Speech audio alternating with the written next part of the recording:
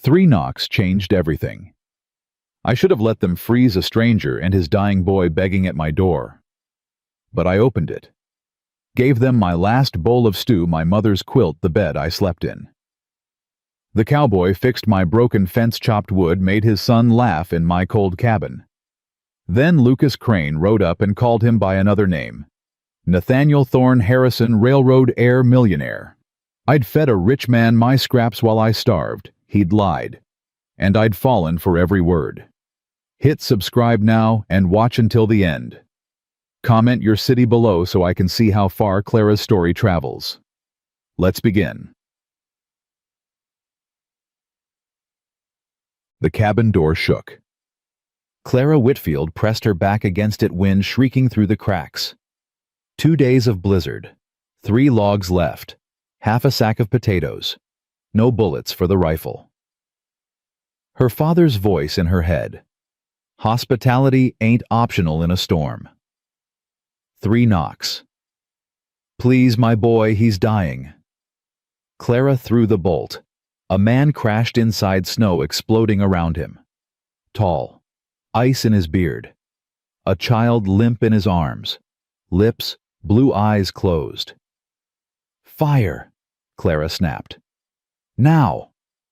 The man stumbled to the hearth. Clara grabbed her mother's quilt, the last one, the sacred one, and wrapped the boy tight. Strip him. Everything wet comes off. The man's hands shook but obeyed. Clara ran for the stew pot, poured a cup, blew on it. She pressed it to the boy's mouth. Drink. Nothing. Come on, baby, drink. The boy's throat moved. His eyes opened, pale blue, confused. Pa. The man's voice cracked. I'm here, Tommy. You're safe. Clara sat back. Her hands trembled. The boy would live. She looked at the man. Weathered face, dark hair, eyes the same blue as his son's. Desperate, grateful. Thank you, he whispered. I thought, don't. Clara stood, turned away. You're not safe yet. Neither of you. She threw the last 2 logs on the fire. What's your name? Nathaniel Thorne. This is Tommy. Clara Whitfield. She didn't look at him. You picked a bad night to get lost. Didn't plan on it. Nobody does. She faced him. Where were you headed? Timber Falls, my brother's place. 20 miles south. You'd never make it. I know. Clara stared at the boy, shivering by the fire. Her empty cupboards, her father's words. You can stay tonight. Maybe tomorrow if the storm holds. That's all. Nathaniel met her eyes. That's everything. Thank you. She turned away. I'll get dry clothes. Her father's trunk, his shirt, his coat. She pressed them to her face, tobacco wood smoke, then carried them down. Nathaniel had moved Tommy closer to the flames. The boy sat up now, color returning. Clara handed over the clothes. Eat. She gave them both bowls. They ate without speaking. Clara watched from the corner. Nathaniel fed Tommy first, tore his bread in half, gave his son the bigger piece. Tommy leaned into his father's shoulder. When Nathaniel stood to remove his wet coat, something fell from his vest pocket. A pocket watch. Clara picked it up before he could move. Heavy, gold, engraved initials NTH. She held it out. Fancy for a cowboy. Nathaniel took it fast. Too fast. My father's. Must have been rich. He did all right. His voice shut down. We should sleep. Storm'll break by morning. Clara let it go, but questions burned. The watch, his boots, fine leather under the mud, the way he spoke, careful, educated. Who was Nathaniel Thorne? She gave them her bed, made herself a pallet by the fire. Tommy fell asleep instantly. Nathaniel sat beside him, watching him breathe, shoulders shaking. Clara closed her eyes. What had she let in?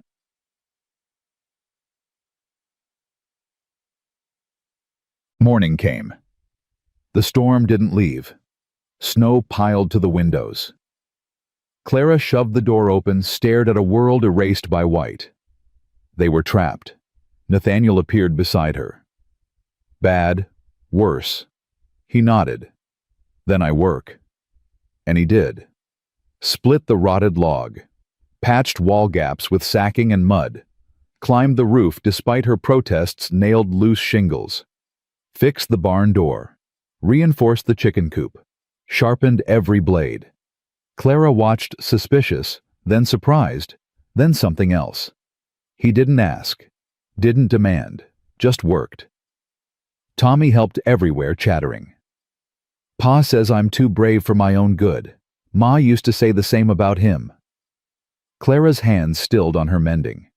Your ma. Tommy's face fell. She died when I was little. I'm sorry. It's okay. Pa says she watches from heaven. He tilted his head. You got a ma? She passed when I was your age. Then they're friends up there. Tommy smiled. Clara's throat closed. She bent over the mending. That night, Nathaniel sat across from her, weak coffee between them. You didn't have to do this, Clara said. You didn't have to let us in. My father would have killed me if I hadn't. Still, you gave everything. He paused. Least I can do is pay it back. Clara studied him. Where are you really going? His jaw tightened. Timber Falls. After that, don't know. You running from something. His eyes snapped to hers. What makes you think that? You have the look. Silence stretched. Maybe I am, Nathaniel said finally. Or maybe I'm trying to find what I lost. What did you lose? Myself. The word hung heavy. Clara looked away. When the storm breaks, you'll be free to look. Yeah. He didn't sound sure. Clara didn't know why that hurt. Fourth morning. Silence. Real silence. Clara opened the door. Blinding white. Cold that burned. The ridge unrecognizable. Nathaniel appeared. Storm's over. We should go. His voice was flat, empty. Clara opened her mouth. Hoofbeats. 3 riders emerged through the trees. Clara's stomach dropped. Lucas Crane. Big man. Granite face. Eyes that never smiled. He owned half the valley, wanted the other half.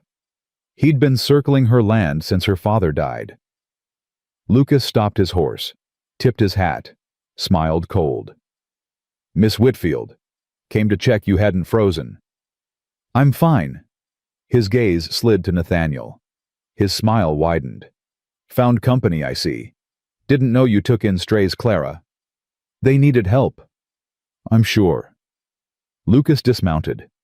Walked toward Nathaniel with lazy confidence. Lucas Crane. I own this valley. You are... Nathaniel Thorne. Thorne? Lucas tasted the name. Don't know any thorns. Passing through. That's right. Where to? South. Lucas chuckled. Man of few words. He turned to Clara, expression hardening. We need to talk about your land. Not for sale. Everything's for sale, sweetheart. Railroad's coming spring. They're buying for the route. Sell to me now, walk away with money. Don't... He shrugged. Railroad takes it anyway. You get nothing. Clara's hands fisted. Get off my property. You're making a mistake. I said leave. Lucas's gaze flicked to Nathaniel. Something ugly crossed his face. Funny thing. Heard a rumor in town last week. Rich man disappeared with his kid, left a whole fortune. They say he's hiding somewhere playing cowboy. He paused. You know anything about that, Mr. Thorne? Nathaniel went still. Clara's heart stopped. Lucas laughed, low, mean. Thought so. Clara, you're not just sheltering strays.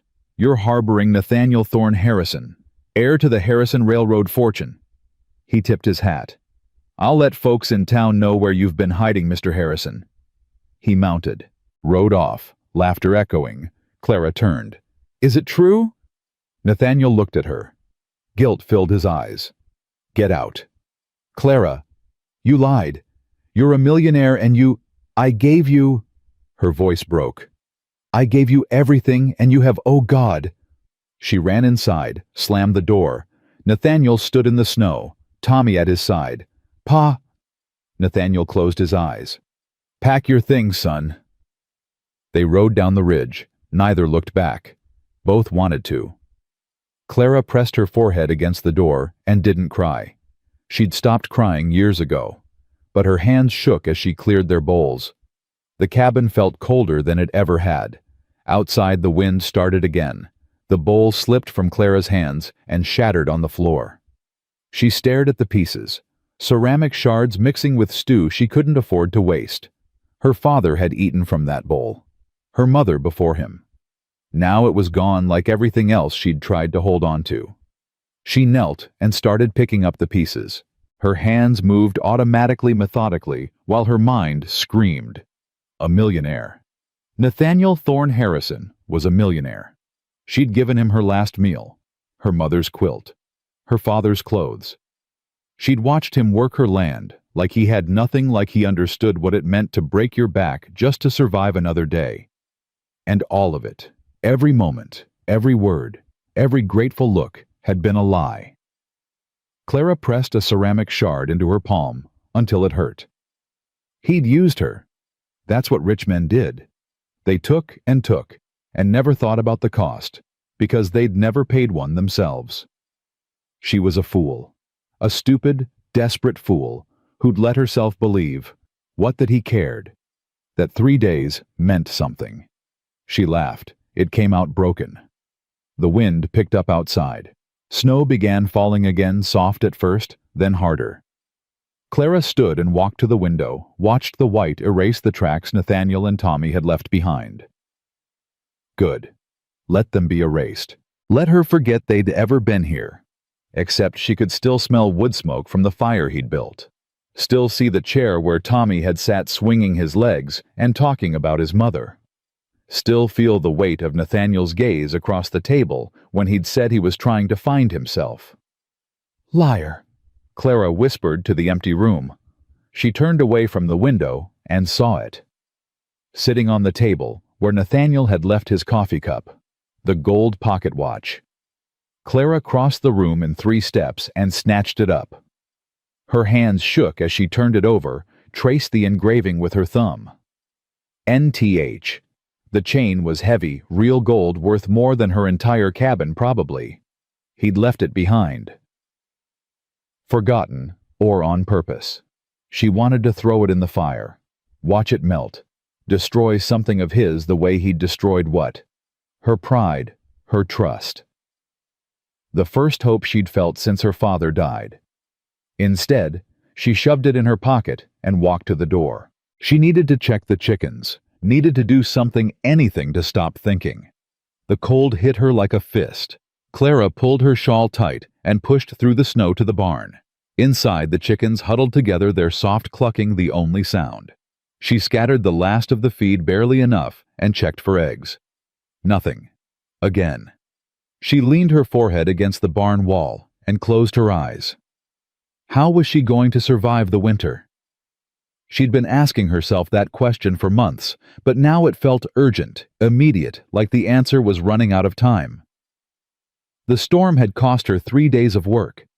She had no money, no food, no way to get to town until the snow melted enough to make the ridge passable. And Lucas Crane was circling. The railroad was coming. She'd heard the rumors in town before, the first snowmen in suits buying up land, promising futures that never materialized, leaving families with nowhere to go. Her father had refused to sell, said this land was Whitfield land and would be until the day he died. He'd kept that promise. Now it was Clara's burden. She straightened and walked back to the cabin. The fire had burned low again. She fed it carefully, rationing the wood Nathaniel had split, and tried not to think about how much easier it had been with him here. 3 days. That's all it had been. 3 days shouldn't matter this much. But they did. Night fell fast. Clara ate cold potatoes and tried to sleep, but every time she closed her eyes, she saw Tommy's face when he'd asked about her mother. Heard Nathaniel's voice. Maybe I'm trying to find what I lost. She rolled over, pulled the blanket up to her chin. Tomorrow she'd figure out what came next. Tomorrow came with more snow and the sound of someone chopping wood. Clara shot upright, heart hammering. She grabbed her father's rifle empty, but whoever was outside didn't know that, and crept to the door. Through the window, she saw a figure by the woodpile axe rising and falling in steady rhythm. She threw the door open. I told you to leave. The figure turned. Not Nathaniel. Moses. Her neighbor from down the ridge, 70 years old with a beard like steel wool and hands that had built half the cabins in the valley. Morning to you too, Clara girl. Moses set down the axe and grinned. Saw the smoke yesterday, figured you made it through, came to check. Clara lowered the rifle, embarrassed. Sorry, I thought I was someone else. Moses walked toward her, eyes sharp, despite his age.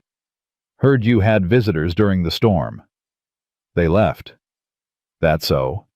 He stepped past her into the cabin, uninvited, but welcome. Moses had been her father's best friend. He'd taught Clara to shoot to track to read the weather. If anyone had earned the right to walk into her home, it was him. He looked around, taking in the patched walls, the split wood, the fixed chair that had been broken since October. Your visitors do all this? Yes. Good workers. Moses. Lucas Crane rode through yesterday evening, stopped at my place. Moses poured himself coffee from her pot like he owned it. Said some interesting things. Clara's chest tightened. I don't want to talk about it. Said you were sheltering Nathaniel Harrison. The Nathaniel Harrison, railroad heir, richest man in 3 states. Moses sat at her table. That true? I didn't know who he was. But he was here. Yes. Moses sipped his coffee. Crane's planning something. Could see it in his eyes. Man gets that look when he thinks he's got leverage. What kind of leverage? The kind that says he knows something you don't, and he's going to use it to take what he wants.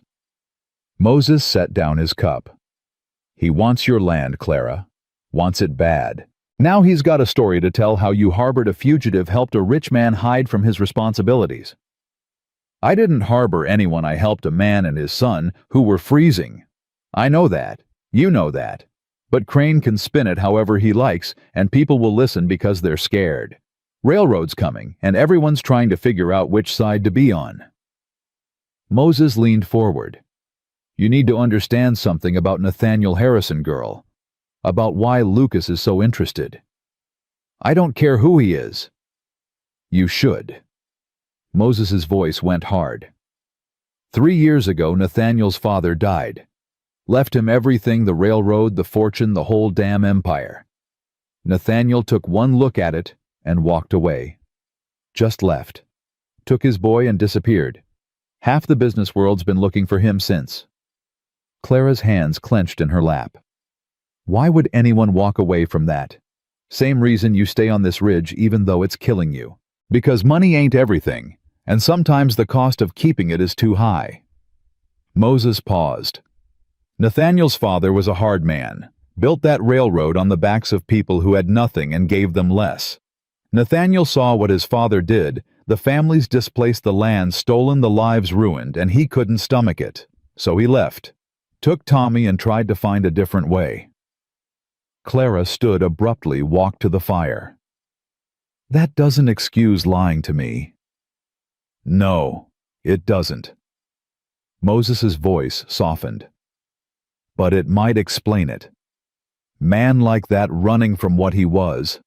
He probably forgot how to tell the truth about himself. Probably didn't think anyone would understand. I would have understood. Would you, if he'd knocked on your door and said, "Hello, I'm a millionaire and I'm hiding from my inheritance"? Would you have let him in? Clara didn't answer because they both knew the truth. She would have slammed the door in his face. Moses stood. Lucas is going to town this afternoon. Town meeting tonight. He's going to tell everyone about Nathaniel about you helping him, and he's going to use it to turn people against you. Make you seem like you're in league with the railroad, even though that's the last thing you want. Why would anyone believe that? Because they're desperate and scared and looking for someone to blame. And because Lucas Crane is very good at making people believe what he wants them to believe. Moses put on his hat. If you're smart, you'll ride to town and tell your side before he tells his. I can't leave. The snow is melting on the main road. You can make it if you go now. He paused at the door. One more thing. Nathaniel and Tommy. They're staying at the boarding house on Main Street. Saw them ride through this morning. Boy looked heartbroken. Father looked worse. Clara's throat tightened. I don't care. Moses studied her with those sharp old eyes. Yes, you do. That's the problem. He left. Clara stood by the fire, Moses's words echoing in her head. She looked down at her hands. The pocket watch was still in her apron pocket. She pulled it out, opened it. Inside was a photograph. A woman with dark hair and Tommy's smile, and beneath it engraved in tiny letters, Amelia. Forever. Tommy's mother. Nathaniel's wife. Clara closed the watch, pressed it to her chest. She made her decision. The ride to town took 2 hours through snow that soaked her to the bone. Clara's horse, her father's old mare, half lame and stubborn, picked her way down the ridge, while Clara's mind raced. What was she going to say? How could she defend a man who'd lied to her? Why did she even want to? But she kept seeing Tommy's face. Kept hearing Nathaniel's voice when he'd said, "Maybe I'm trying to find what I lost." He'd lied, yes, but he'd also worked. He'd also fixed her cabin and made Tommy laugh and held his son like he was the only thing that mattered. Was that a lie too? Or was it the only truth he had left? Town appeared through the trees. A cluster of buildings huddled against the mountain smoke rising from chimneys. Clara rode down Main Street, past the general store, the saloon, the church. People stared, whispered. She kept her head up. The boarding house was at the end of the street. Clara dismounted, tied her horse, and walked inside. Mrs. Henderson, who ran the place, looked up from her knitting. "Clara Whitfield, heard you had some excitement up on the ridge." "I need to see Nathaniel Harrison." Mrs. Henderson's eyebrows rose. "Do you now?" "He's in room 3, upstairs. But I should warn you." Clara was already climbing the stairs. She found room 3 and knocked. Once. Hard. Footsteps. The door opened. Nathaniel stood there, shirt half-buttoned, hair disheveled, eyes red like he hadn't slept. When he saw her, something crossed his face. Hope, fear, pain all at once. "Clara." She shoved the pocket watch into his chest. "You left this." He took it automatically. "I know." "You left it on purpose." "Yes." "Why?" Nathaniel looked down at the watch in his hands, then back at her. "Because I wanted you to know. About Amelia. About who I really am. Even if you hated me for it." "I do hate you." "I know. You lied to me." "I did." "You made me think." Her voice cracked. She hated herself for it. "You made me think you understood. What it's like to have nothing. To fight for every day. You don't understand anything." Nathaniel stepped closer. "You're right. I don't understand what it's like to wonder where my next meal comes from. I don't understand what it's like to lose everything because I walked away from mine by choice." He paused. "But I understand what it's like to be alone. I understand what it's like to wonder if you're doing right by your kid. I understand what it's like to be so tired of pretending that you just want one place, one person who sees you as you are and doesn't demand more." Clara's hands shook. "You don't get to say that to me. You don't get to make me—" "Make you what?" "Care." The word exploded out of her. "You don't get to make me care about you when you're leaving anyway, when you're going back to your fortune and your railroad and your life that has nothing to do with mine." "I'm not going back." "What?" "I'm not going back to that life." Nathaniel's voice was steady now, certain. I gave it up 3 years ago, and I meant it. The fortune, the railroad, all of it, I signed it over to my brother before I left. I don't want it. I never wanted it. Then what do you want? He looked at her like the answer was obvious. Peace. A place where Tommy can grow up knowing his father works with his hands, not by taking from people who have less. A place where I don't have to lie about who I am, because who I am is just a man. A father. Someone trying to do better than his father did. Clara shook her head. Lucas Crane is going to destroy you. He's going to tell everyone in town who you are. He's going to make them think I'm working with the railroad that I helped you hide so you could, I don't know, spy or buy land or whatever lie he's spinning. And then he's going to take my land and run you out of the valley, and Tommy's behind you. Clara spun. Tommy stood in the hallway, small and frightened, and holding a wooden horse Nathaniel must have carved him. Are you still mad at Pa? Tommy asked quietly. Clara's heart broke. Oh, honey. He didn't mean to lie. He gets scared sometimes, that people won't like him if they know about the money. Tommy walked closer. I get scared too, that people won't like me 'cause my ma died and my pa isn't like other pa's. Clara knelt down. Tommy, I could never not like you. You're the best kid I've ever met. Then why did you make us leave? His eyes filled with tears. I liked your cabin. I liked helping with the chickens. I liked having a ma again, even if just for a little bit. Clara couldn't breathe. Nathaniel's voice came soft behind her. Tom, go back to the room. But Pa... Now, son. Tommy left, dragging his wooden horse. Clara stood slowly. He shouldn't have said that, Nathaniel said. I'm sorry. He's confused and... Is that why you came to the ridge? Clara's voice shook. Because you wanted to give him a mother. Because you thought some poor desperate woman would be grateful enough to... No. Nathaniel grabbed her shoulders. Not rough, but firm. Desperate. No, Clara, listen to me. I came to the ridge because we were lost in a storm and you saved our lives. That's all. But then I saw you. And I saw how hard you fight. And how you gave us everything, even though you had nothing. And He stopped. Took a breath.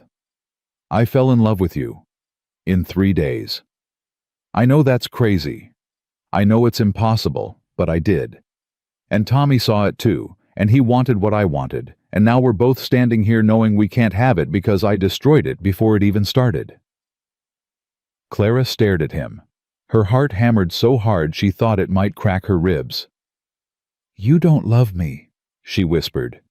You don't even know me. I know you gave a stranger your last meal. I know you wrapped my son in your mother's quilt, even though it was the most precious thing you owned. I know you've been alone for months, and you're terrified you won't survive the winter, but you won't sell your land because it's your father's legacy, and that matters more than your own life. Nathaniel's hands tightened on her shoulders. I know you're the bravest, most stubborn, most infuriating woman I've ever met, and I know I don't deserve you. But I'm standing here asking anyway. Asking what?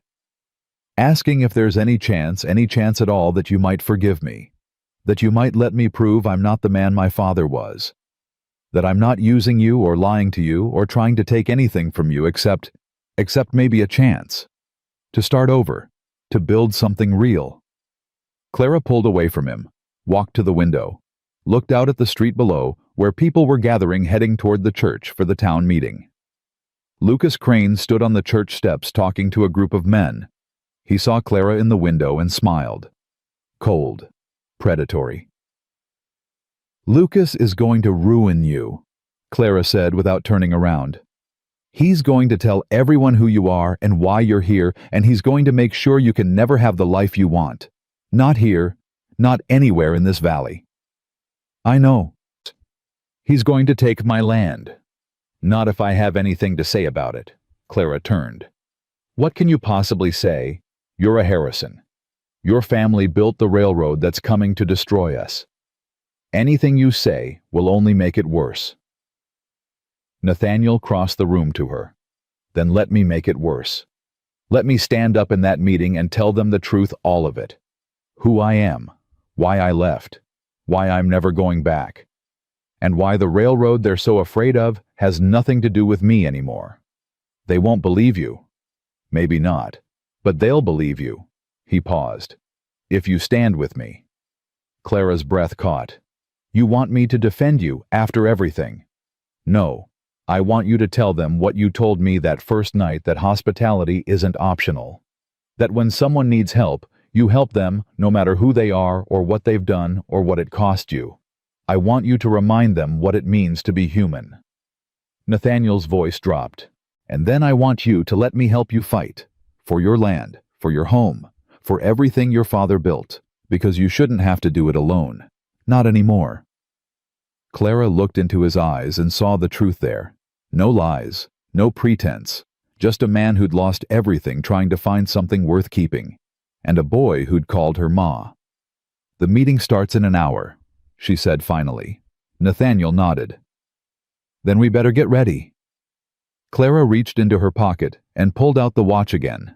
She pressed it into his hand, closed his fingers around it. Don't leave this behind again, she said. Amelia deserves to be remembered.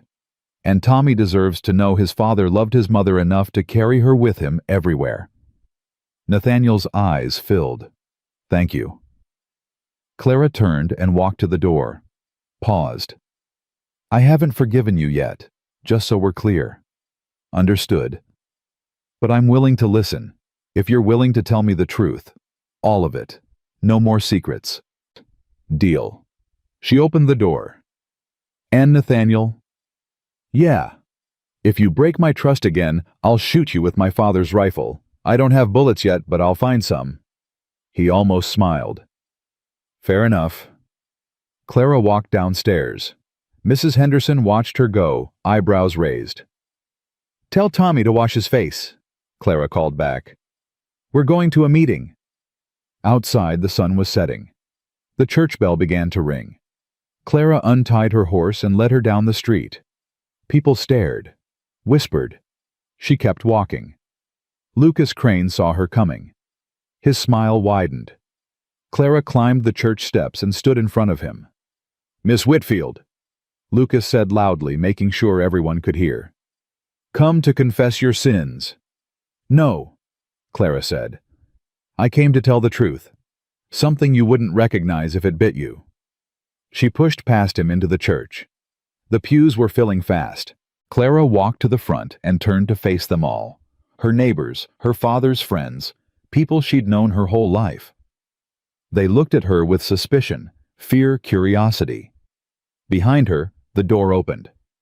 Nathaniel walked in, Tommy's hand in his. They moved through the crowd and stood beside Clara. Lucas followed, took his place at the pulpit like he owned it.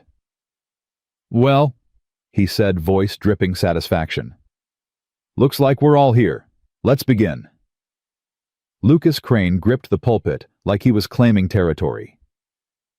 Folks, I called this meeting because we got ourselves a situation.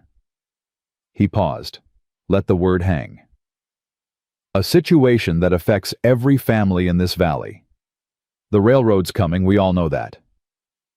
Question is, are we going to profit from it, or are we going to let outsiders come in and take what's ours? Murmurs rippled through the pews.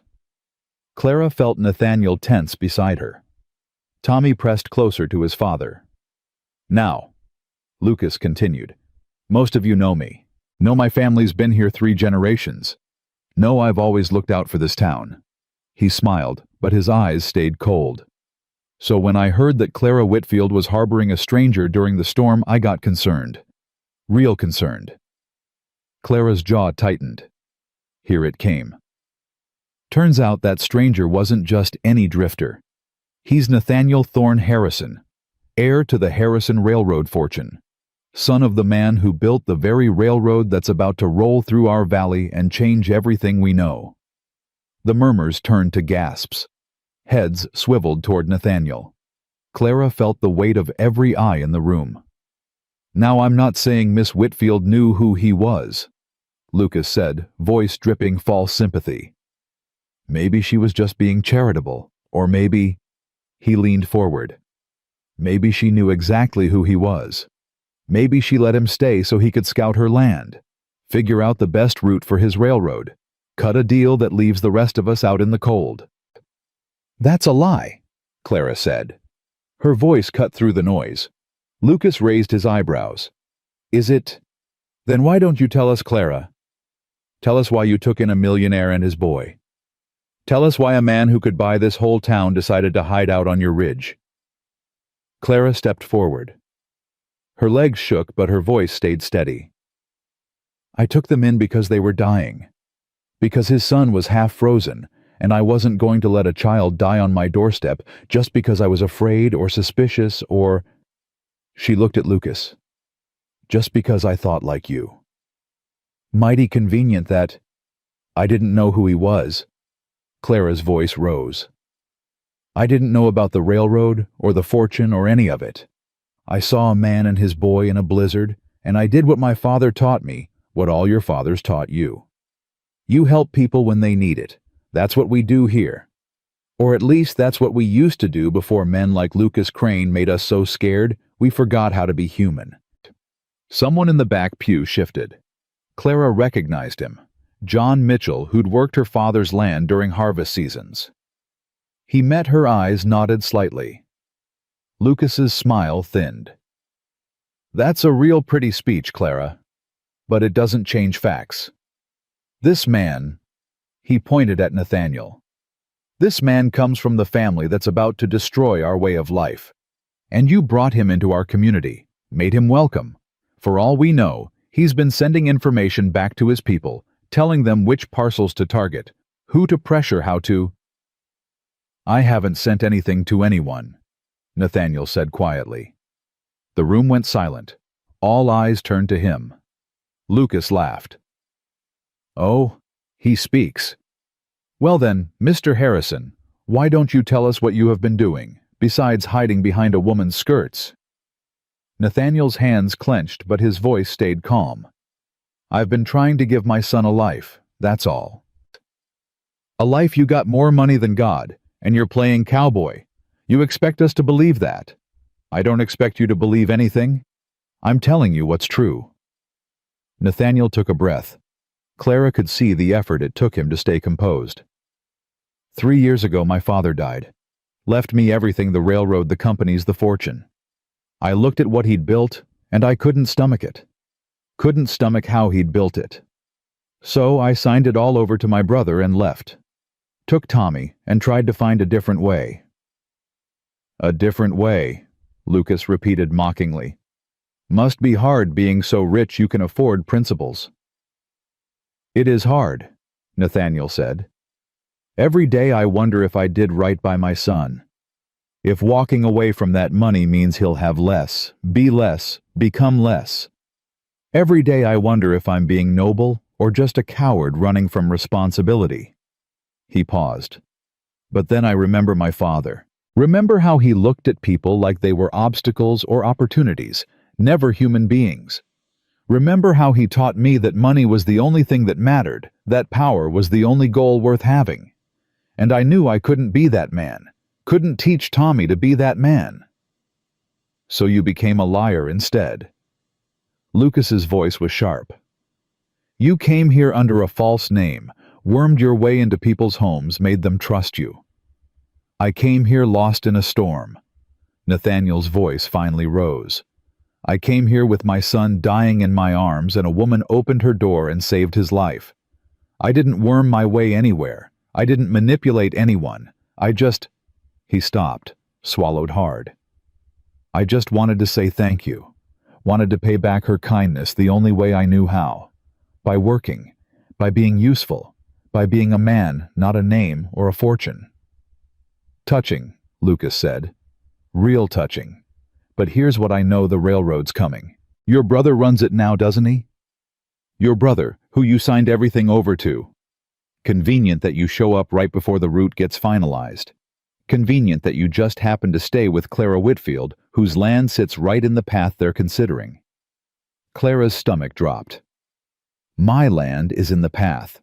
Lucas smiled. Oh, you didn't know. Yeah, Clara. Your ridge is one of 3 possible routes. If they choose it, you'll be forced to sell. Eminent domain. Railroad gets what it wants. You get pennies on the dollar, and guess who's been buying up the surrounding parcels? He spread his hands. Me, because I'm smart enough to see opportunity when it knocks. You son of a...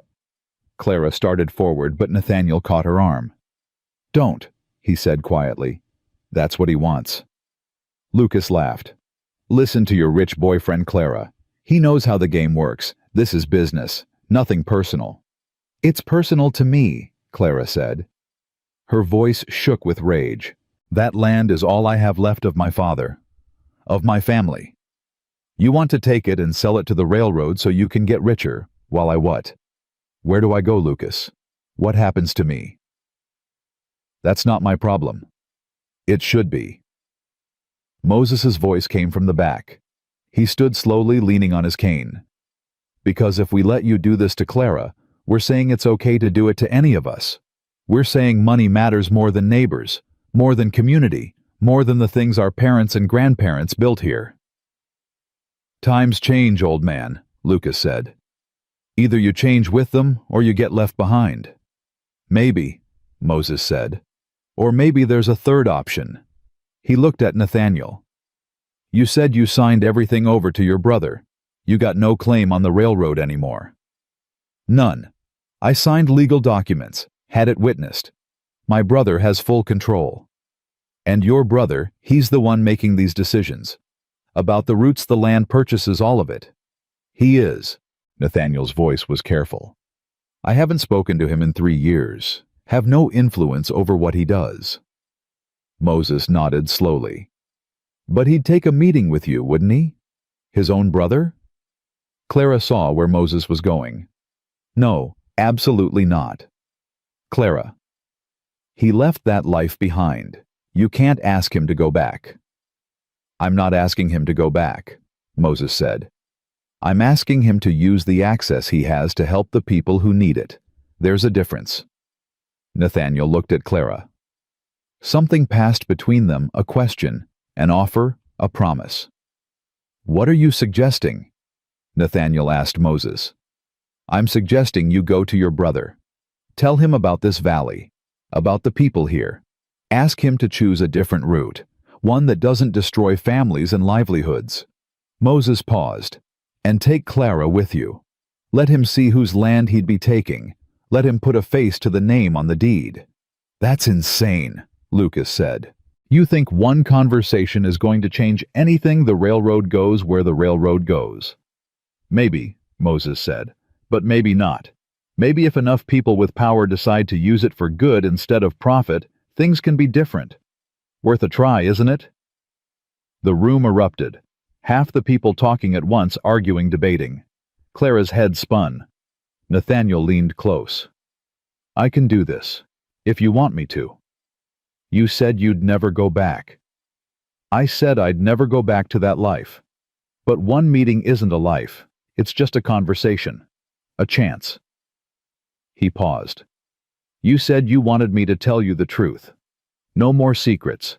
Here's the truth. I'll do anything to help you keep your land. Anything. Even if it means facing my brother. Even if it means admitting I made a mistake walking away without trying to fix things from the inside. Clara looked at him. At the earnestness in his eyes, the fear, the hope. She looked at Tommy, who watched his father like he was the bravest man alive. She looked at Lucas, whose smile had turned sharp and cold.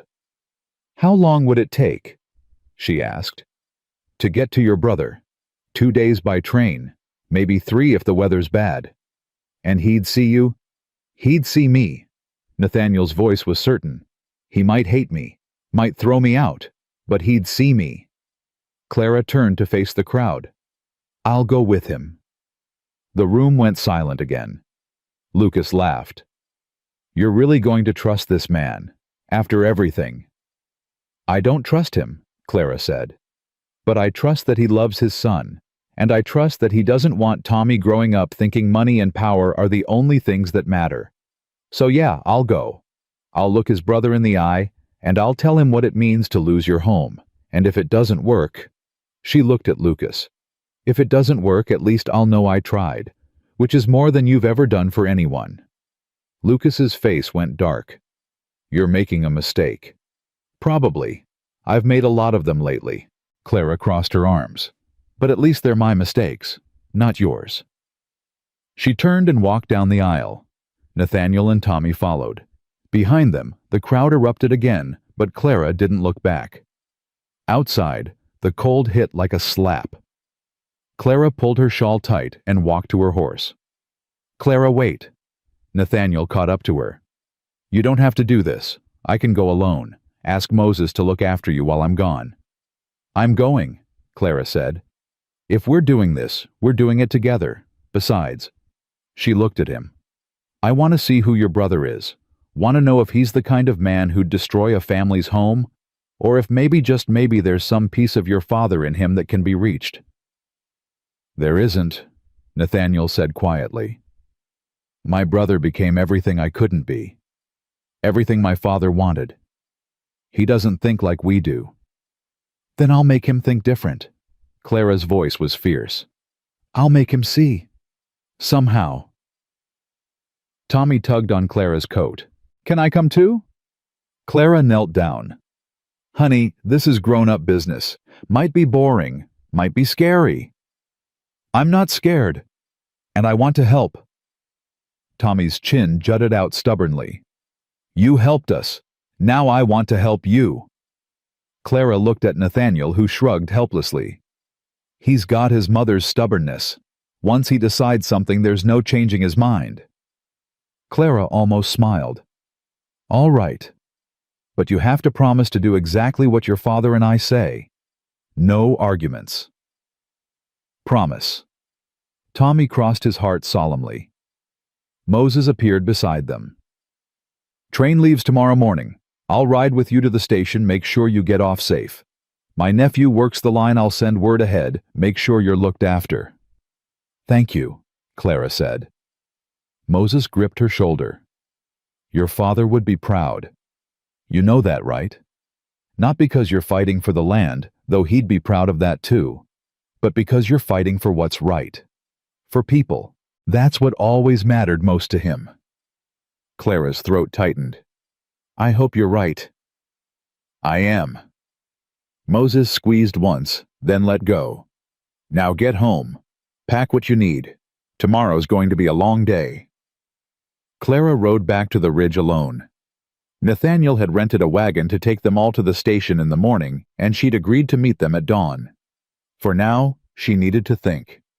Needed to process everything that had happened in the church. The cabin felt emptier than ever. Clara lit the fire and sat at the table, her father's rifle across her knees. What was she doing? Going to see Nathaniel's brother, a man who ran a railroad empire, who had the power to destroy her life with a signature. What could she possibly say that would change his mind? But then she thought about Lucas Crane's smile, about his certainty that he'd already won, about how he'd looked at her land like it was already his. She thought about her father working this ridge until the day he died, about her mother who had sewn quilts by candlelight because they couldn't afford oil for the lamps, about every meal she'd gone without, every cold night, every moment of fear and doubt and desperate hope.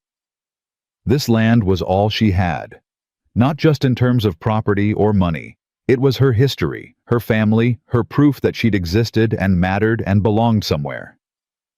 Lucas Crane couldn't have it. The railroad couldn't have it. And if that meant throwing herself at the mercy of a millionaire she'd never met, then that's what she'd do. Clara stood and climbed to the loft. She pulled her mother's trunk from the corner and opened it. Inside were her mother's Sunday dress, faded, but still beautiful, her good shoes, her pearl earrings. Clara had never worn them, never had anywhere to go that required pearls. She packed them carefully in a cloth bag, along with her other dress, her father's letters, and the deed to her land. Then She climbed back down and stared at the rifle. She'd threatened to shoot Nathaniel if he lied again. But could she? Could she actually pull the trigger if it came to that? Clara didn't know, hoped she'd never have to find out. She lay down on her pallet and tried to sleep, but her mind wouldn't quiet. She kept replaying the meeting, kept seeing Nathaniel's face when he'd talked about his father, about money and power and losing yourself. He'd lost himself, then found himself again, or was trying to. Could she trust that? Could she trust him?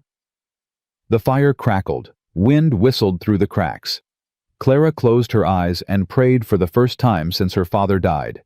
She prayed for strength, for wisdom, for the right words when she needed them most. And she prayed that Nathaniel Thorne Harrison was the man he claimed to be, not because she loved him, though maybe she did, but because if he wasn't, she was about to lose everything. Dawn came cold and gray. Clara, dressed in her mother's clothes, pinned her hair back, put on the pearl earrings. She looked at herself in the small mirror by the door and barely recognized the woman staring back. She looked like her mother, looked like someone who belonged in a big city meeting important people fighting important battles. She looked terrified. Clara grabbed her bag and walked outside.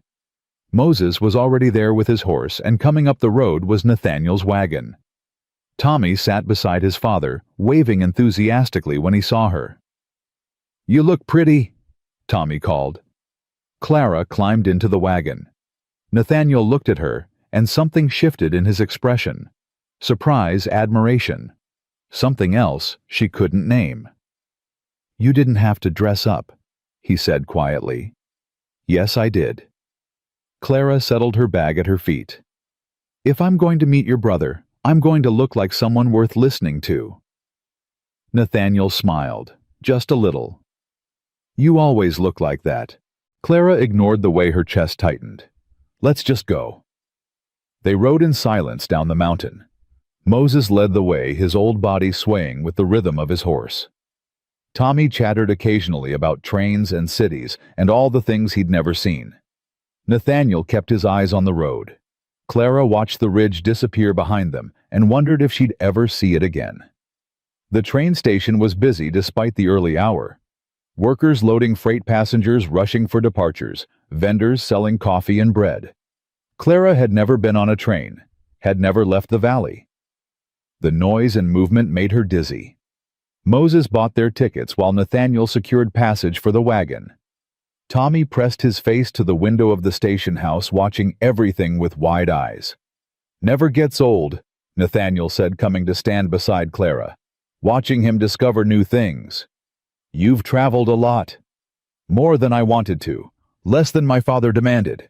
He paused. "He used to take me on business trips when I was Tommy's age. Thought it would teach me about the empire I'd inherit. All it taught me was how miserable people could be." "Is that why you left?" "Part of it." Nathaniel looked at her. The other part was Amelia, Tommy's mother. She hated the life too. Hated the parties and the politics and the constant performance. We talked about leaving, starting over, somewhere simple. Then she got sick and... His voice broke. "She died before we could do it. I promised her I'd give Tommy the life she wanted, the simple life. The real one." Clara's hand found his without her thinking about it. Squeezed once. "She'd be proud," Clara said, "of what you're trying to do." "I hope so." Nathaniel squeezed back. "I hope she'd understand why I had to go back now. Even just for a day. Even just to try." The train whistle blew. Moses waved them over. "That's us," Nathaniel said. They boarded. Tommy bounced in his seat, pointing at everything. Clara sat by the window and watched the valley slide away, replaced by forests and rivers and towns she'd only heard about in stories. Nathaniel sat across from her, quiet tension building in his shoulders as they got closer to wherever they were going. "Tell me about your brother," Clara said finally. Nathaniel looked up. "What do you want to know?" "Everything. If I'm going to talk to him, I need to understand him." Nathaniel leaned back. "His name is Charles. He's 5 years older than me, married 2 daughters. He grew up wanting our father's approval more than anything else in the world and never quite getting it. When I walked away, I gave him what he'd always wanted: our father's empire, our father's legacy, our father's approval, even if it came too late. Does he hate you for leaving? I don't know. We haven't spoken since I left. I wrote once, told him where to send papers, how to handle the legal transfer. He never wrote back. Nathaniel's voice was tight. For all I know, he thinks I'm dead, or wishes I was. And you're going to walk into his office and ask him for a favor? Yes. Clara shook her head. We're insane. Probably. Nathaniel almost smiled. But you said it yourself, at least we're trying. The train rattled on. Tommy fell asleep against his father's shoulder. Clara watched the world pass and tried not to think about what would happen if this didn't work. They arrived at sunset. The city was massive, buildings taller than Clara had imagined possible, streets packed with people and horses and noise that never stopped. She stood on the platform and felt like the world had grown too big too fast, and she'd been left behind. Stay close, Nathaniel said. He lifted Tommy in his arms. The boy was still asleep and led Clara through the crowd to a waiting carriage. We'll go to a hotel tonight. See Charles in the morning. Why not tonight? Because I need time to figure out what to say, and you need time to rest. Tomorrow's going to be... He stopped. Tomorrow's going to be hard. The hotel was nicer than anywhere Clara had ever been. Soft beds, clean sheets, hot water. She stood in her room and stared at herself in the mirror again. Who was she kidding? She was a girl from a mountain ridge who'd never been anywhere, done anything, met anyone important. Charles Harrison would take one look at her and laugh. A knock on the door. Clara opened it to find Nathaniel freshly shaved, wearing a suit that made him look like a different person. Like the millionaire he'd been born to be. I wanted to talk, he said. Before tomorrow. May I come in? Clara stepped aside. Nathaniel entered, looked around the room, then turned to face her. I need you to understand something, he said. Charles he's not cruel, not intentionally, but he thinks in terms of numbers and outcomes. People are abstractions to him, investments, liabilities. You're going to have to make him see you as a person, as someone who matters, and that's going to be hard. I can do hard, Clara said. I know you can. Nathaniel stepped closer. But I also need you to know that if this doesn't work, if he says no, if he refuses to change the route, it's not your fault. It's not because you didn't try hard enough or say the right things. It's because he's been taught all his life that business is business and feelings don't matter. My father made sure of that. Clara looked up at him. You're trying to prepare me to fail. I'm trying to prepare you for the reality, so it doesn't destroy you if he says no. It will destroy me, Clara said quietly. That land is all I have. If I lose it, I have nothing. No home, no family, no future. So yeah, if he says no, it will destroy me. But I'm going anyway, because at least I'll know I fought. At least I'll know I didn't just let Lucas Crane win without a fight. Nathaniel's hand came up, cupped her face. You're the bravest person I've ever met. Clara's breath caught. I'm terrified. That's what makes you brave. His thumb brushed her cheek. Doing it anyway. They stood there for a long moment, close enough to kiss, close enough to fall into something neither of them was ready for. Then Nathaniel stepped back. Get some sleep. Tomorrow we face my brother. He left. Clara locked the door behind him and sat on the bed. Tomorrow. Tomorrow everything would change. One way or another. Clara didn't sleep. She lay in the soft hotel bed staring at the ceiling, listening to city sounds she'd never heard before. Carriages rattling past, voices drifting up from the street, the distant clang of something mechanical and foreign. Every time she closed her eyes, she saw Charles Harrison's face, though she'd never met him. In her mind, he looked like Nathaniel, but colder, harder, with eyes that calculated worth in dollars instead of measuring it in kindness. At dawn, she rose and dressed carefully in her mother's Sunday clothes. The pearl earrings felt heavy in her ears. She pinned her hair back 3 times before it looked right, and even then she wasn't sure.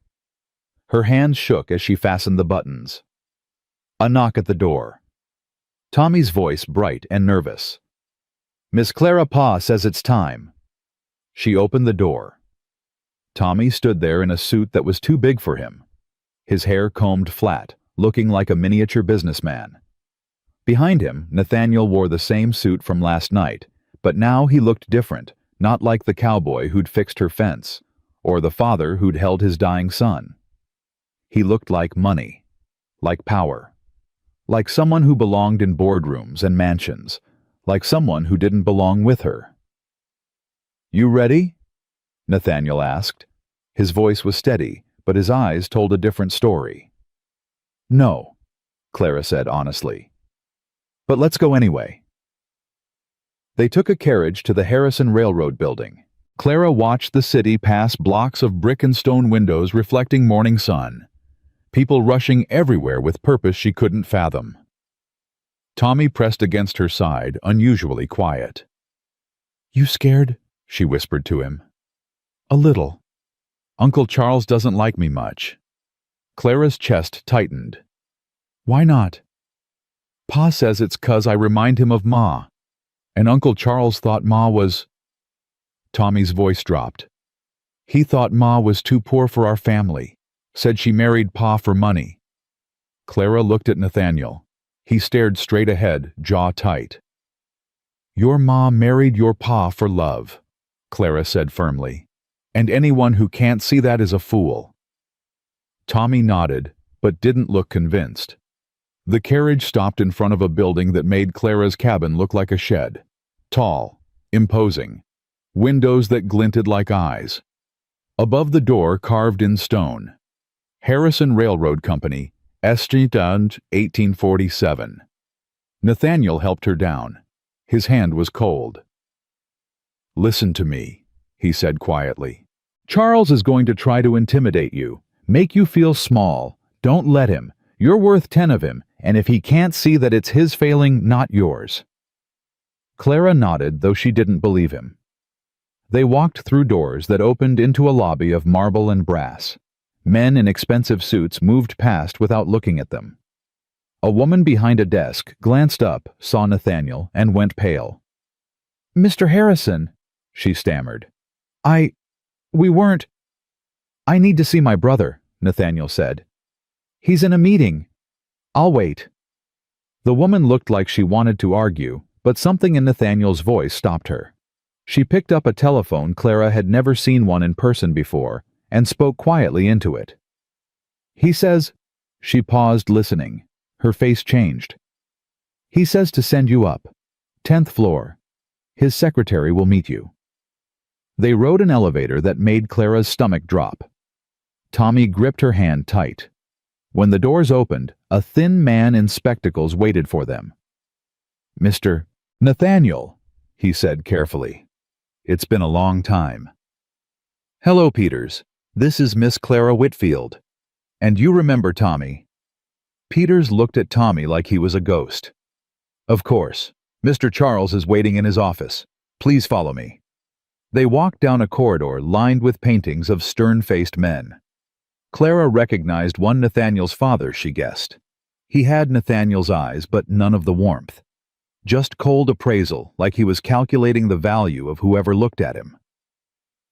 Peter stopped at a door of dark wood and knocked once. "Come in," a voice called. The office was bigger than Clara's entire cabin. Windows overlooked the city. A desk of polished mahogany dominated the space. And behind it sat a man who looked like Nathaniel's reflection in a broken mirror. Same features, same build, but twisted into something sharper, colder. Charles Harrison stood. He was tall like his brother, but held himself differently, like every movement had been measured and approved. His suit was immaculate. His hair was perfect. His eyes swept over them like a judge delivering a verdict. "Nathaniel," he said. No warmth, just acknowledgement. "Charles." You look, Charles paused. Different, older. It's been 3 years. Yes, it has. Charles's gaze moved to Clara, then Tommy. And you brought guests. This is Clara Whitfield, and you remember Tommy. Charles's expression didn't change when he looked at his nephew. The boy's grown. He's 7 now, Nathaniel said. An edge crept into his voice. He asks about you sometimes, about his aunt and cousins. Does he? Charles sat back down. He didn't offer them seats. What do you want, Nathaniel? To talk. We could have talked 3 years ago, before you abandoned everything Father built, before you made me clean up your mess and explain to the board why the heir apparent decided to play farmer. Nathaniel's hands clenched. Clara touched his arm lightly. Mr. Harrison, she said. Her voice came out stronger than she felt. Thank you for seeing us. Charles looked at her properly for the first time. His gaze traveled from her face, to her dress, to her shoes, and back again. Calculating, measuring. Miss Whitfield, he said. From the valley, I assume. One of the properties in the path of our new route. Yes, sir. And you've come to ask me to change it. Yes, sir. Charles leaned back in his chair. Do you know how much planning goes into a railroad route? How many factors we consider? Elevation, geology, accessibility, cost, potential profit. We spend months, years analyzing data, running projections, negotiating with landowners. And you think one conversation is going to change all that? I think... Clara stopped. Started again. I think maybe all that planning forgot about something. What's that? People. The actual people whose lives you're going to destroy. Charles's eyebrow raised slightly. Destroy is dramatic. We're offering fair market value for all properties. More than fair in some cases. Fair market value doesn't replace a home, Clara said. It doesn't replace the place where your mother died, where your father's buried, where every memory you have is written into the land. You can't put a price on that. Of course you can, Charles said. Everything has a price. That's how the world works. That's how your world works, Clara shot back. Not mine. Something flickered in Charles's eyes. Interest, maybe, or amusement. Tell me about your land, he said. Clara wasn't expecting that. She hesitated, then spoke. It's a ridge on the north end of the valley, 80 acres. My grandfather cleared it, my father worked it, and now it's mine. It's not much, cabin needs repairs. Barns half-collapsed, soils rocky. But it's home. It's where I learned to shoot and ride and survive. It's where my parents are buried. It's all I have left of them. And if the railroad comes through, you lose it. Yes. So you want me to route around your 80 acres, even though that routing would add significant cost and time to the project, even though it would affect dozens of other properties and potentially delay our timeline by months. Charles steepled his fingers. Why should I do that? Clara felt the trap closing. Because it's the right thing to do. Charles almost smiled. Miss Whitfield, I don't make decisions based on what's right. I make them based on what's profitable. That's my job. That's what keeps this company running and employs thousands of people and builds the infrastructure this country needs. If I let sentiment guide my choices, we'd never build anything. Is that what your father taught you? The words were out before Clara could stop them. The temperature in the room dropped 10 degrees. Excuse me. Charles's voice went cold. Your father, did he teach you that people don't matter? That profit is the only goal? That you can take whatever you want as long as you pay market value? Clara took a step forward. She was shaking, but couldn't stop now. Because if he did, then maybe Nathaniel was right to walk away. Maybe your father built something that shouldn't exist, an empire that crushes people and calls it progress. Clara, Nathaniel said urgently, but Charles held up a hand. No, let her finish. I want to hear this. Clara's heart hammered. I'm nobody, Mr. Harrison. I'm just a girl from a mountain ridge who barely survived the winter and probably won't survive the next one. I don't have money or power or connections. But I know something you don't. I know what it's like to lose everything. To watch your father die knowing you couldn't save him. To wake up every morning wondering if today's the day you starve or freeze or just give up. And I know that no amount of money can fix that. No market value can replace what you took. I haven't taken anything yet, Charles said quietly. But you will. Unless someone stops you. Unless someone makes you see that the numbers on your reports are real people with real lives that matter just as much as your profits. Clara's voice broke. Please, I'm begging you. Don't take my home. Find another route. Please. Silence filled the office. Charles stared at her. Nathaniel barely breathed. Tommy had tears on his cheeks. Then Charles stood, walked to the window, looked out at his city. My father, he said slowly, was a hard man, brilliant, visionary, but hard.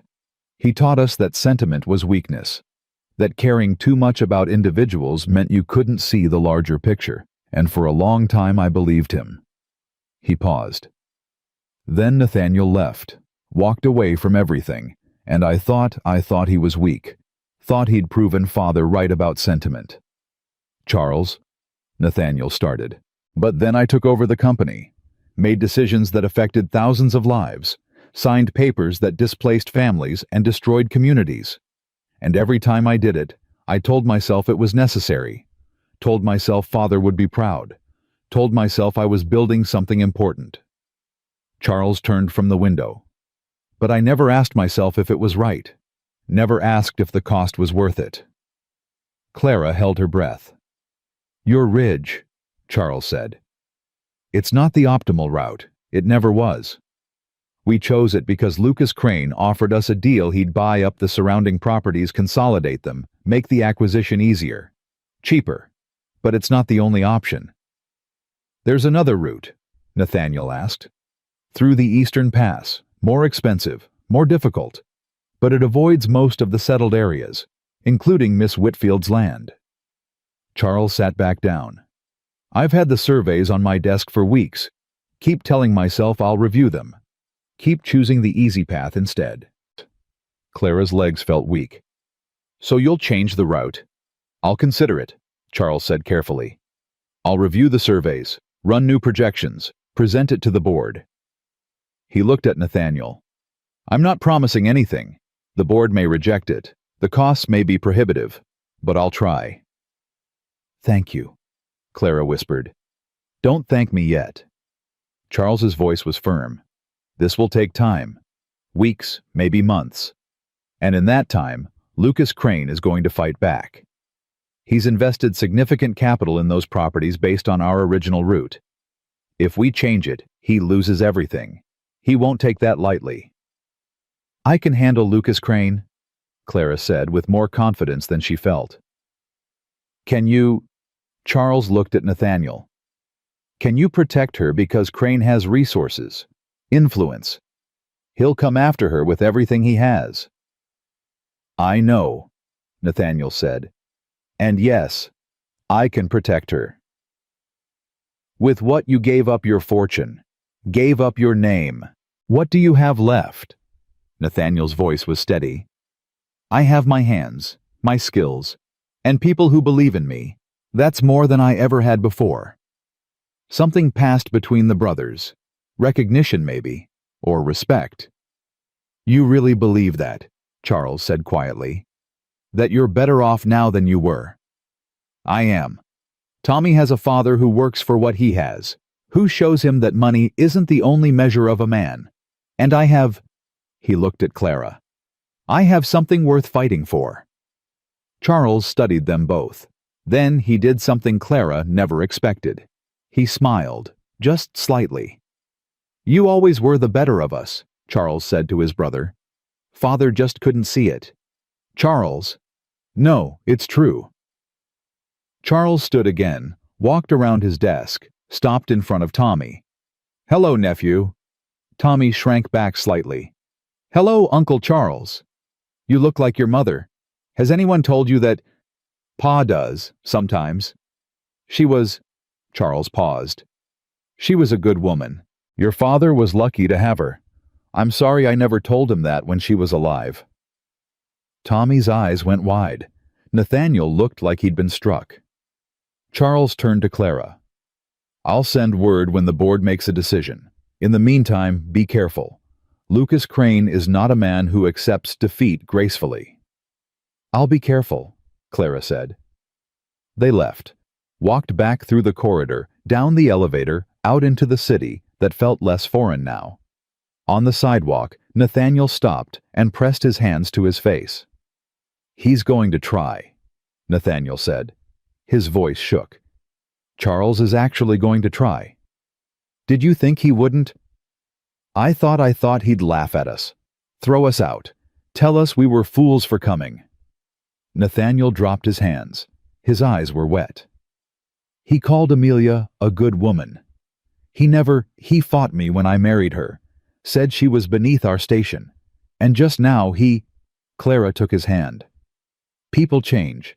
Maybe he's been changing all along. Just didn't know how to show you." Nathaniel pulled her into a hug. Tommy wrapped his arms around both of them. They stood there on the busy street while the city moved around them, three people who'd just been given something precious: hope. "We should go home," Nathaniel said finally, "before Lucas hears we're here and causes trouble." They took the evening train back. Tommy fell asleep almost immediately, exhausted from the tension. Clara sat by the window watching the city fade into countryside. Nathaniel sat across from her, quiet, processing.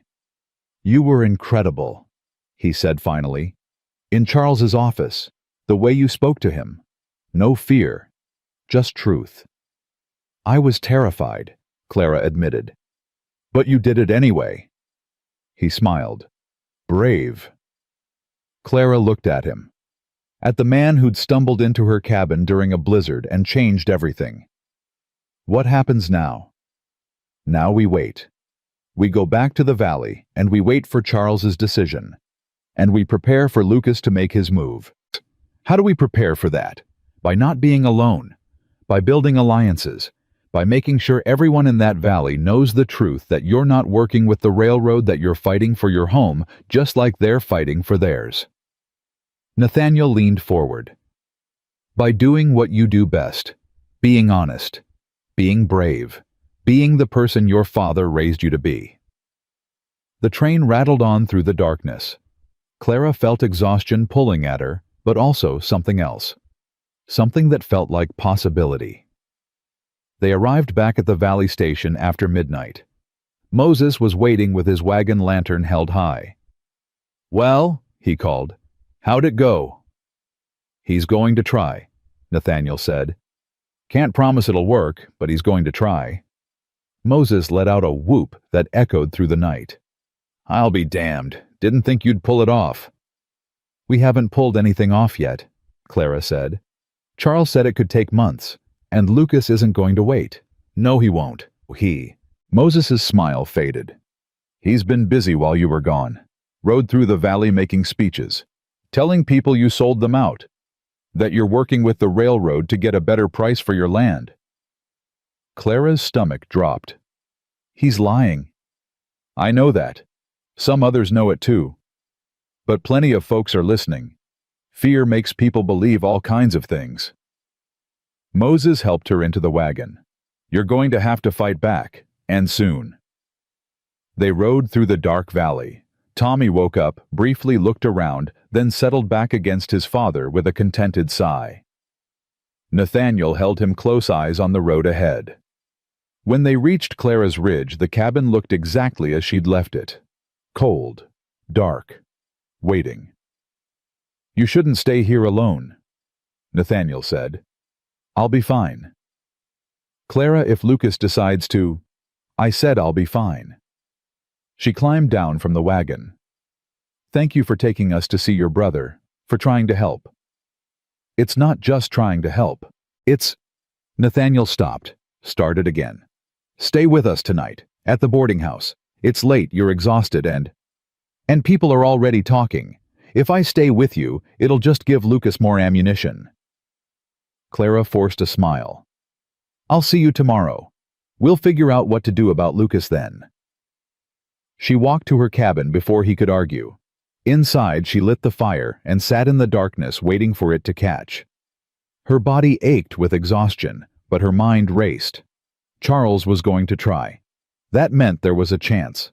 A real chance she could keep her home. But Lucas was spreading lies, turning people against her. And if Charles's decision took months, Lucas would have plenty of time to destroy her reputation, her alliances, everything she needed to survive. The fire caught. Flames climbed the kindling. Clara stared into them and made a decision. If Lucas wanted a fight, she'd give him one. But not on his terms. On hers. She stood and walked to her father's trunk. At the bottom, wrapped in oilcloth, was a ledger. Her father's careful handwriting filled every page, dates, transactions, agreements with neighbors. Years of community history written in ink and trust. And on one page near the back was a record of a loan. Lucas Crane had borrowed money from her father 10 years ago. A significant amount. And according to the ledger, he'd never paid it back. Clara smiled. It wasn't much, but it was something. Leverage. She tucked the ledger under her arm and banked the fire. Tomorrow she'd ride to town. Tomorrow she'd show people the truth about Lucas Crane. Tomorrow she'd fight back. But tonight, she let herself feel the smallest spark of hope. Because Charles Harrison, a man who ran a railroad empire who could destroy her with a signature, had looked her in the eyes and said he'd try. And Nathaniel the millionaire who'd lied to her, who'd broken her trust, had held her hand and called her brave. Maybe, just maybe, she could win this. Maybe she could keep her home and build something real and prove that kindness mattered more than money. Maybe. Clara climbed into bed and pulled her mother's quilt up to her chin. Outside, the wind picked up. Inside, the fire crackled. And somewhere in the darkness, Lucas Crane was planning his next move. But Clara Whitfield was planning too. And she'd learned something in that fancy office in the big city. She'd learned that truth spoken clearly was more powerful than lies told loudly. She'd learned that even men who dealt in numbers and profits could be reached if you showed them the human cost of their choices. And she'd learned that she was braver than she'd ever known. Tomorrow would bring whatever it brought. But tonight, Clara let herself rest. The storm wasn't over. But for the first time in months, Clara believed she might survive it. Morning came with frost on the windows and determination in Clara's chest. She dressed quickly, tucked her father's ledger into her saddlebag, and rode down to town before the sun cleared the mountains. The general store was just opening when she arrived.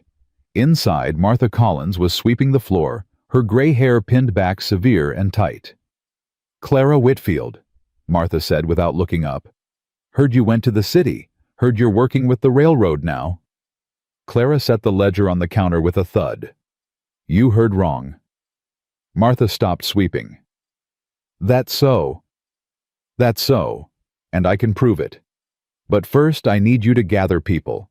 Anyone who'll listen. Town Square. 1 hour. What for? To hear the truth about Lucas Crane." Clara met Martha's eyes. "And about what he's been doing to this valley." Martha studied her for a long moment. Then she nodded slowly. "I'll spread the word. But Clara, Lucas has been talking. People are angry, scared. You better have something real to say." "I do." Clara left before Martha could ask more questions. She rode to the church next, found Reverend Thomas preparing for Sunday services, and asked him to ring the bell. He hesitated until she showed him the first page of the ledger. Then his face went hard, and he agreed. By the time she reached the boarding house, Nathaniel was already waiting outside with Tommy. "I heard the church bell," Nathaniel said. "What are you doing?" "Fighting back." Clara dismounted. "Lucas has been spreading lies. Time people heard the truth. Clara, this is dangerous. If you publicly accuse him..." "He publicly accused me first." She looked at Nathaniel. "You said I was brave. Time to prove it." Nathaniel searched her face, then nodded. "All right, but we do this together. You're not facing him alone." They walked to the town square. People were already gathering, farmers and shopkeepers, families and workers, all looking suspicious and uncertain. Clara saw John Mitchell from her father's harvest cruise, saw the Hendersons who'd brought bread to her father's funeral, saw faces she'd known her whole life now regarding her with doubt. And in the center of them all stood Lucas Crane, arms crossed, smile sharp. "Well, well," Lucas called out. "The prodigal daughter returns. Tell us, Clara, how was the city? How was meeting with your rich friend's brother? Work out a good deal for yourself." Murmurs rippled through the crowd. Clara climbed onto the church steps so everyone could see her. "I went to the city to ask Charles Harrison to change the railroad route," she said clearly. "To find a path that doesn't destroy our homes, and he's considering it." "Considering," Lucas scoffed. "Meaning nothing's changed. Meaning the railroad's still coming through and you wasted everyone's time with your little trip." "He's reviewing alternative routes. It'll take time, but there's a chance." "A chance?" Lucas laughed. "You hear that, folks? She's offering you a chance. Meanwhile, I'm offering certainty. I'm offering money in your pockets today, not promises that might never come." "You're offering money you'll make off our suffering," Clara shot back. "You bought up land cheap, and now you're selling it to the railroad at inflated prices. You're profiting from our fear. That's called business, sweetheart. Something you'd understand if you had any sense." Clara pulled out the ledger. "Speaking of business, let's talk about yours. This is my father's record book. 10 years ago you borrowed $1,500 from him. Said you needed it to expand your holdings. Promised to pay it back within 2 years. She opened to the marked page. "You never did. Not a single payment. My father was too kind to press you, but I'm not." The crowd went quiet. Lucas's smile faltered. "That's ancient history," he said. "It's debt. Legal debt. With interest, you owe my family over $2,000. Clara's voice carried across the square. "That's more than twice what you're offering for my land. So here's my counteroffer, Lucas. You forgive your claim on my property, I'll forgive your debt. We call it even." Lucas's face went red. "That ledger doesn't prove anything." "It has your signature. My father's signature. Witnesses." Clara looked at the crowd. "John Mitchell, you were there when the deal was made. You remember?" John stepped forward slowly. "I remember. Lucas needed money bad that year. Promised to pay it back. Never did." "That's one man's word," Lucas snarled. "Mine too," Martha Collins called from the back. "I witnessed the signature. It's legal." Other voices joined in. People who remembered. People who'd been there. Lucas's face went from red to purple. "You can't do this," he said. "I just did." Clara descended the steps. "You tried to ruin me. Tried to turn everyone against me with lies. But here's the truth I'm fighting for this valley. For all of us. Not for profit. For home. And what about him?" Lucas pointed at Nathaniel. "What about the railroad heir standing right beside you? You expect us to believe he's on our side?" Nathaniel stepped forward. "I expect you to believe that I walked away from the railroad 3 years ago. That I want nothing to do with it. And that I'll do everything in my power to help Clara and this valley survive what's coming." Pretty words from a rich man. "I'm not rich anymore. I gave it all away. All I have is my hands and my skills and my word." Nathaniel's voice was steady. "And I give you my word I'll fight beside Clara. I'll work beside you. I'll do whatever it takes to prove I'm not my father's son." Tommy pushed through the crowd and grabbed his father's hand. "My pa's a good man. He fixed Miss Clara's cabin and chopped wood and made everything better. He's not like the bad railroad men. He's good." Something shifted in the crowd. Clara saw it in their faces, the softening, the reconsideration. "The boy's right," Moses said, stepping forward with his cane. "I've known this valley 40 years, seen good men and bad, Nathaniel Harrison is good people. Worked Clara's land like it was his own. Didn't ask for anything. Just helped. That's more than some of you done for her since her father passed." Shame flickered across several faces. "This is ridiculous," Lucas said. "You're all fools if you believe—" "We believe our own eyes," Martha interrupted. "We believe our own history. And we believe that Clara Whitfield is her father's daughter, honest, hard-working, and fighting for what's right." The crowd murmured agreement. Lucas looked around, saw his support crumbling, and his face twisted into something ugly. "Fine," he spat. "Keep your land, Clara. Keep your little ridge. But when the railroad comes through and destroys it anyway, don't come crying to me. And when you're starving next winter because you're too proud to accept help, remember this moment. Remember that I offered you a way out, and you threw it back in my face." "I'll remember," Clara said quietly. "I'll remember that you tried to take advantage of my desperation. And I'll remember that this community stood with me when it mattered." Lucas shoved through the crowd and stalked to his horse. He mounted, wheeled around, and rode off without another word. Silence held for a moment. Then John Mitchell stepped forward. "Your father was a good man, Clara. Helped me more times than I can count. I'm sorry I doubted you." "Me too," said someone else. Then another. Then a dozen voices apologizing, offering help, promising support. Clara felt tears burn but refused to let them fall. "Thank you, all of you. We're not safe yet. The railroad's still coming, and Charles Harrison's decision isn't final. But together, maybe we can survive this." "What do you need?" Martha asked. "Time and faith. Charles said it could take months to review the alternative routes. In the meantime, we hold steady. We support each other. We don't let fear divide us." Moses raised his cane. "To Clara Whitfield, and to standing together." The crowd echoed it. Clara felt something break open in her chest. Relief, gratitude, hope. As people dispersed, Nathaniel touched her elbow. "That was incredible. That was terrifying. Still incredible." He smiled. "You stood up there and faced down a man twice your size with nothing but truth and a ledger." "Don't forget the part where your nephew called you good," Clara said. "That helped." Tommy beamed up at her. "I meant it. Pa is good, and so are you." Clara knelt down and pulled him into a hug. "Thank you, honey. You're pretty good yourself." They walked back to the boarding house together. Mrs. Henderson had coffee ready and insisted they sit and warm themselves.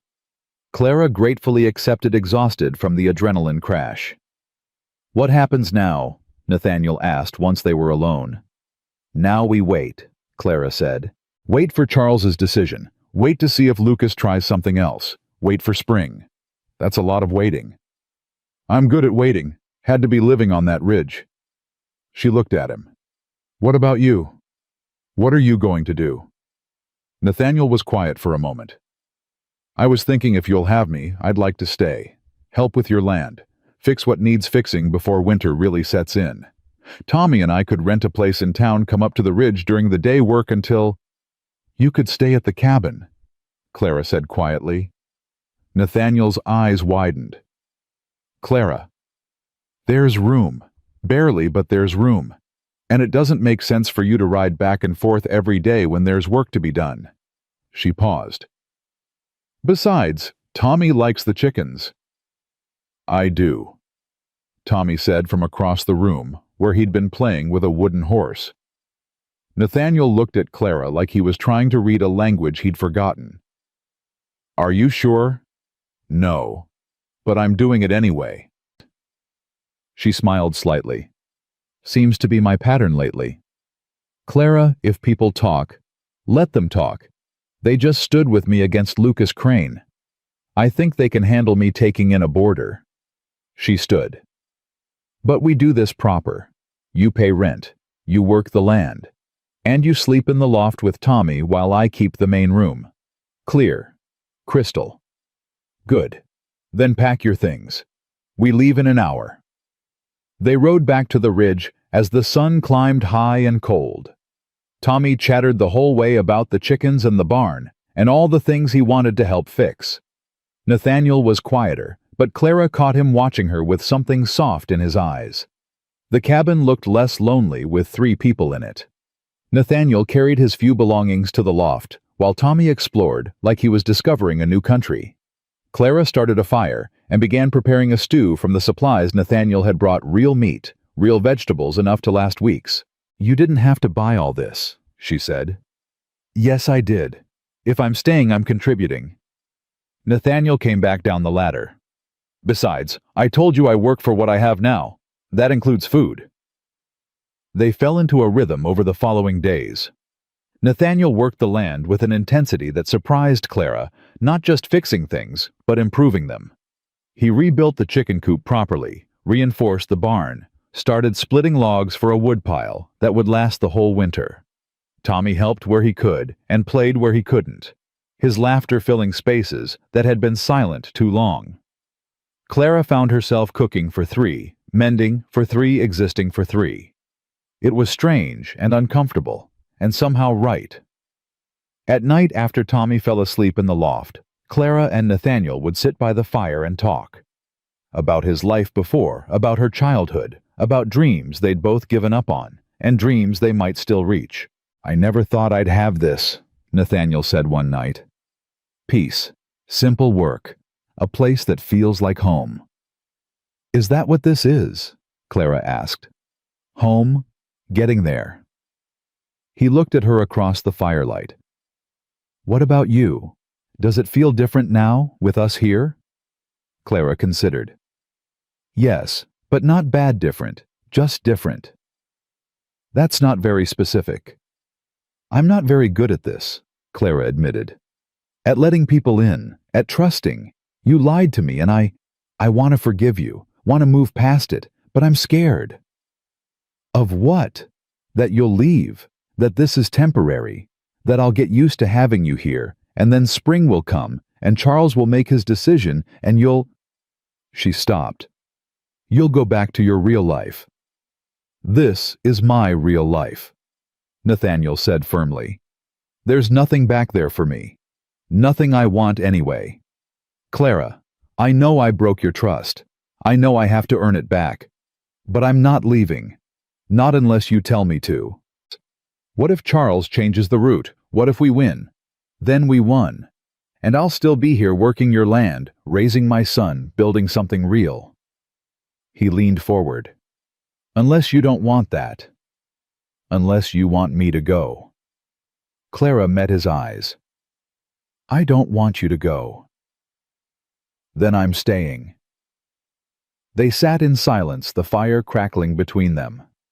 Outside, wind moved through the trees.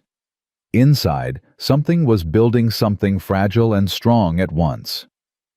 Weeks passed. November turned to December. Snow came and stayed. Clara's land transformed under Nathaniel's work. The cabin was tight against the cold. The barn was sound. The woodpile was stacked higher than her head. They had food warmth each other. And still no word from Charles Harrison. "Maybe he changed his mind," Clara said one morning as she watched snowfall. "Maybe the board rejected it." "Or maybe these things take time," Nathaniel said. "Charles said months. It's only been 6 weeks. 6 weeks feels like forever when you're waiting to learn if you have a future." Nathaniel came to stand beside her. "You have a future, no matter what Charles decides. You have this land, this cabin, people who care about you. That's more than most people have. And you," Clara looked at him. "Do I have you?" "Yes," Nathaniel said without hesitation. "For as long as you'll have me." Clara turned to face him fully. "I need to tell you something." "All right. That first night when you knocked on my door, I almost didn't open it. I was scared and alone, and I'd convinced myself that letting anyone in was too dangerous. But I opened it anyway. And you changed everything. You fixed my fence and made Tommy laugh and showed me that maybe I didn't have to do everything alone." She took a breath. "And then you lied. And it hurt.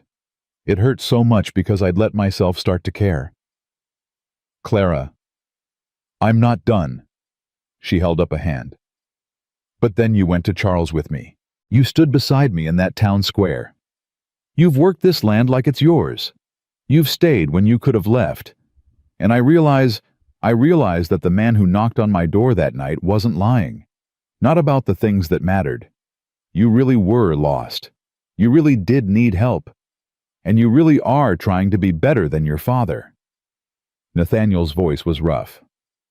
What are you saying? I'm saying I forgive you. I'm saying I trust you. And I'm saying... Clara's heart hammered. I'm saying that somewhere between hating you and forgiving you, I fell in love with you. Nathaniel went very still. Clara, you don't have to say anything. I just needed you to know, needed to be honest about... He kissed her. Gently at first, then deeper, one hand cupping her face and the other pulling her close. Clara melted into him, into the warmth and certainty of it, into the feeling of being held by someone who saw her, really saw her, and chose to stay. When they broke apart, Nathaniel pressed his forehead to hers. I fell in love with you that first night, when you opened your door and saved my son, when you gave us everything, even though you had nothing.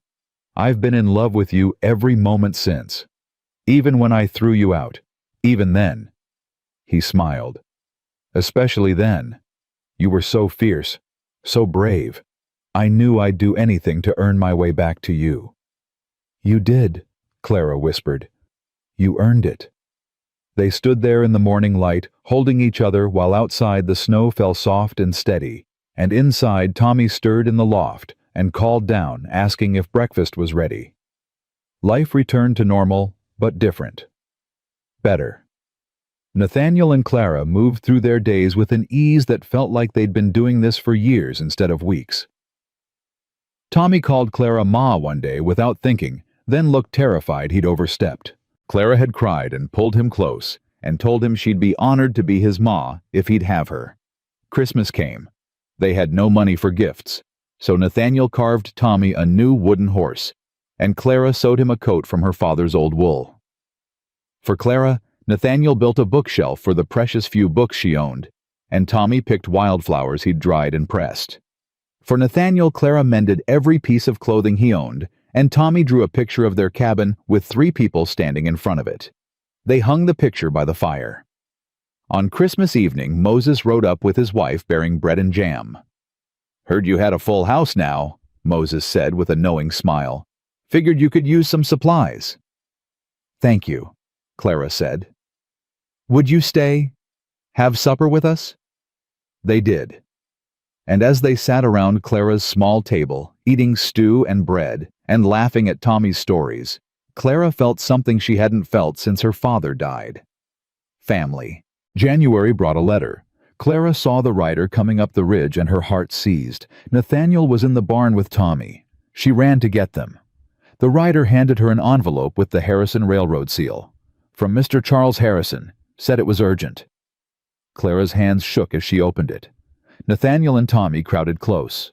The letter was brief, written in Charles's precise hand. Miss Whitfield, the board has approved the eastern route.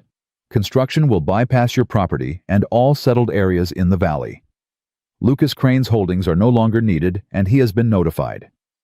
The railroad will break ground in spring. Thank you for reminding me that progress should not come at the cost of people's lives. My brother was right to leave when he did. I'm only sorry it took me so long to understand why. The land is yours. Keep it. Build on it. Live well. Charles Harrison. Clara read it twice, then a third time. Then she started laughing and crying at once. He did it, she gasped. Charles actually did it. The route's changed. We're safe. Nathaniel grabbed her and spun her around. Tommy whooped and danced. The rider watched with a bemused smile. There's more, the rider said. He pulled out another envelope. Mr. Charles said to give you this too. This envelope was thicker. Clara opened it, and a bank draft fell out. She picked it up, and her knees went weak. $2,000. Made out to Clara Whitfield. Another note. Your father's debt with interest, paid in full. Use it well. Clara sat down hard on the cabin steps. He paid it. Charles paid Lucas's debt. That means, Nathaniel calculated quickly, that means you have enough to make it through the winter, through next year. Enough to rebuild, replant, start fresh. Clara corrected. Enough for us to rebuild, to start fresh, together. Nathaniel knelt in front of her. Clara Whitfield, I came to this ridge with nothing but my son and my shame. You took us in. You saved us. You made me believe I could be more than my father's legacy. And now, he pulled something from his pocket. A ring. Simple gold, delicate with a small stone that caught the light. This was my mother's, Nathaniel said. The only thing I kept when I left. I've been carrying it for 3 years, waiting for the right moment, the right person. Clara, will you marry me? Will you let me stay here on this ridge, building a life with you? Will you let Tommy be your son and me be your husband? Clara looked at the ring, at Nathaniel, at Tommy, watching with hopeful eyes. She thought about that night in the blizzard, about 3 desperate knocks that had changed everything, about opening her door to strangers even though she was scared and alone, about taking a chance on kindness when everything told her to stay closed off. She thought about her father's words, hospitality ain't optional in a storm. And she realized they'd all been in a storm, all been lost and desperate and looking for shelter. But they'd found each other, found home. Yes, Clara said. She was crying again but didn't care. Yes, I'll marry you. Yes to all of it. Nathaniel slipped the ring on her finger. It fit perfectly. He kissed her while Tommy cheered and the rider discreetly turned away, and Moses's voice carried up from down the ridge he'd been watching the whole time. Clara realized, making sure she was safe. They married in spring when the wild roses bloomed where snow had fallen. Moses walked Clara down the aisle. Tommy stood as best man, serious and proud. The whole valley came, Martha and John and the Hendersons, and everyone who'd stood with Clara in the town square that day. Charles Harrison sent a gift, a land deed expanding Clara's property by another 40 acres, cleared and ready for planting. And a note, for my nephew's inheritance. Teach him to work it well. Lucas Crane was gone, left the valley before winter ended, his schemes collapsed, and his reputation ruined. No one missed him. Nathaniel built an addition to the cabin, a room for them, a room for Tommy, a kitchen big enough for the family Clara dreamed of building. They planted in spring and harvested in fall, and lived through winter with wood stacked high and food preserved, and love keeping them warm. Tommy grew tall and strong. He learned to work the land, to read and write, to be kind. He never forgot his first mother, but he called Clara Ma without hesitation, and she loved him like he'd been born from her own body. Years passed. A daughter came, then another son. The cabin grew with the family. The land flourished under Nathaniel's hands and Clara's determination. And sometimes on cold winter nights, Clara would tell her children about the blizzard, about the 3 desperate knocks that had brought their father to her door, about how she'd almost said no, almost turned away the best thing that ever happened to her. But you didn't, her daughter always said. No, Clara agreed. I didn't. I remembered what my father taught me, that hospitality isn't optional, that when someone needs help, you help them, no matter what it costs. And what did it cost? Tommy would ask, even though he knew the answer. Clara would look at Nathaniel across the firelight, at their children gathered close at the home they'd built from nothing but hope and hard work and a single act of compassion. Everything I had, she'd say. And it gave me back the whole world. Nathaniel would smile and take her hand, the gold ring still bright on her finger after all these years. And outside, the wind would blow across the ridge that had almost broken her. But inside, there was warmth and laughter and love. Because Clara Whitfield had opened her door in a storm, had let in a cowboy and his boy, had given them her last meal and her mother's quilt and a chance to start again. She hadn't known he was a millionaire, hadn't known he was running from his past, hadn't known that 3 days would turn into forever. But she'd known what her father taught her, that kindness matters, that people matter more than profit, that sometimes the biggest risk you can take is trusting your heart when your head says no.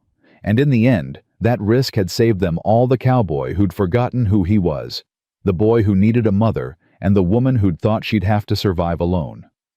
They'd found each other in the storm, and they'd built something beautiful in its wake. That was the story Clara told, and it was true, every word.